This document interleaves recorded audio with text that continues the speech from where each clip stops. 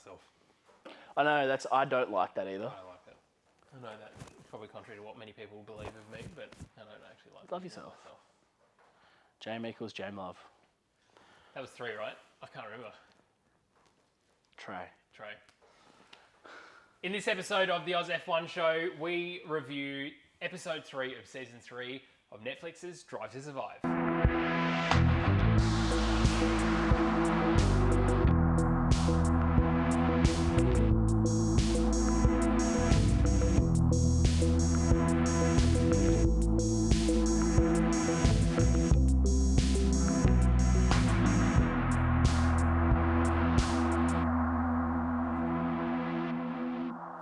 Tommy, can I just whinge to you on the radio because it seems like this is what champions do, and I like to think of myself as a champion.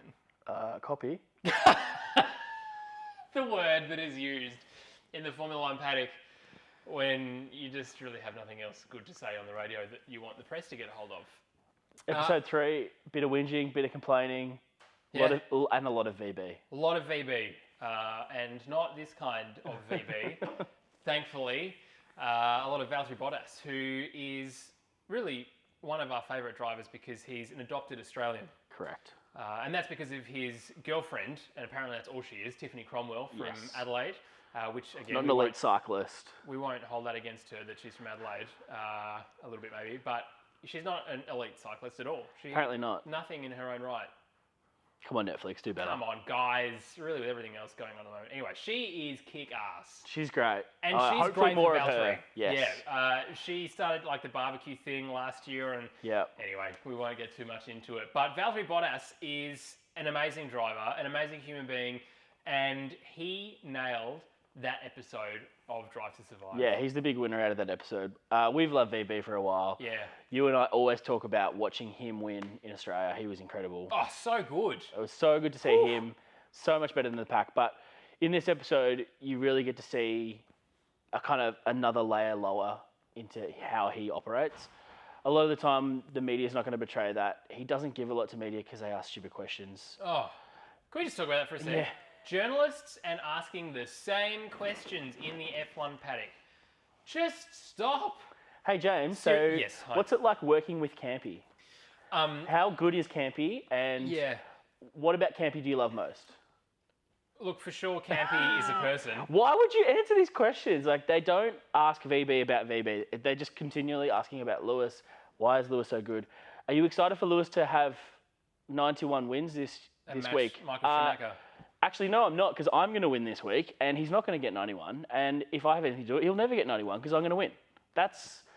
These guys are elite. They want to talk about themselves and how they're the best because they genuinely believe they are the best. So for sure, you have to ask be better able to questions. do that. Honestly.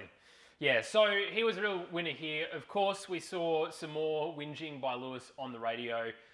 Bono really proving himself to be a solid race engineer. You think he's one of the best race engineers, and I agree, honestly. Yeah. Just the way that he manages the situation. And because there's a lot of heat and stress being at the front. Now, we accept and, we would say that Lewis Hamilton is one of the best drivers of all time. Has to be. We don't 100%. think he's the GOAT, but we certainly think Mercedes are the GOATs when it comes to the team. But incredible driver, and even his performance at Silverstone proved that, and we haven't even got to that yet in this series. But the way that Bono de-escalates stuff, mate, pretty good. Yeah. Well, if you're stressed over the radio, that's not going to help your driver, vice versa, all those kind of things. You've got to manage everything. Yeah, absolutely. But Mercedes, it was just an interesting sort of carry on from the previous episode of Toto really looking at what was going on with Red Bull and Karen Horner complaining a lot to the stewards. Yes. And then him picking up that mantle again, trying to do the right thing by the stewards and even saying things like, it's like talking to a brick wall. There's nothing that can be changed. Just highlighting how important it was to go into bat for Lewis and complain before turning up at the podium for Valtteri Bottas, which is, it just shows all of their cards. Like we see after the race, VB's won, Lewis is obviously pissed off. VB goes back to his trailer to celebrate. All the engineers have gone. Everyone's gone. It's just him and his kind of close-knit group sharing a Heineken at the end. Let's imagine this is a Heineken because VB, cheers to you, man. That was a great drive. Unbelievable drive. We kind of skipped over how amazing he was at kind of calculating the situation. He said early on that third is better than second at this track. Yes. And doesn't admit to it, but kind of hints at it very heavily that he was sandbagging a little and giving Max a toe to make sure that he didn't end up in second himself. And a lot of people have said in recent times, oh, well, you need to be more like Nico Rosberg. Well, I think that's a kind of misplaced comment, and I've probably said it as well. So we get what they mean. Shut up.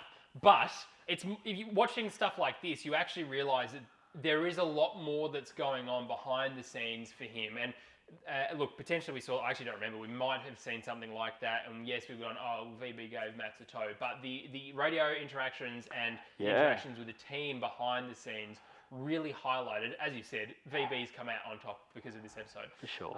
He's the winner. But the attitude of Mercedes behind closed doors to the situation, it's like Mercedes, the bubble, and you said this, and then Valtteri and his race engineer and the supporters over there. Very quickly after that qualifying, they were walking around like, did you see him give a toe? And then so I was like, oh, well, we didn't have a good lap. Didn't have a good lap, and he gave him a toe. That's why Max got past. And it's very, like, it's Lewis or nothing. Yeah. And I think Nico gave it away in his interview. Your favourite ever appearance of Nico Rosberg. Best Nico. In that moment, which is just bloody great. But to say, like, you got to get under Lewis's skin, you know, and 100%. they were great friends going through. And even Lewis mentioned, oh, you know, Valtteri and I are best friends, which we were like, classic Lewis, just like don't understand that, forgetting what's going on. But anyway, it was a great episode. It's again my favourite one so far. So this is probably going to be the theme each time we go through this. Stick with us as we go to the next video of season 3, episode 4 of Netflix's Drive to Survive. good. Cut. Maybe help, man. I was like, oh, that's good. Hello.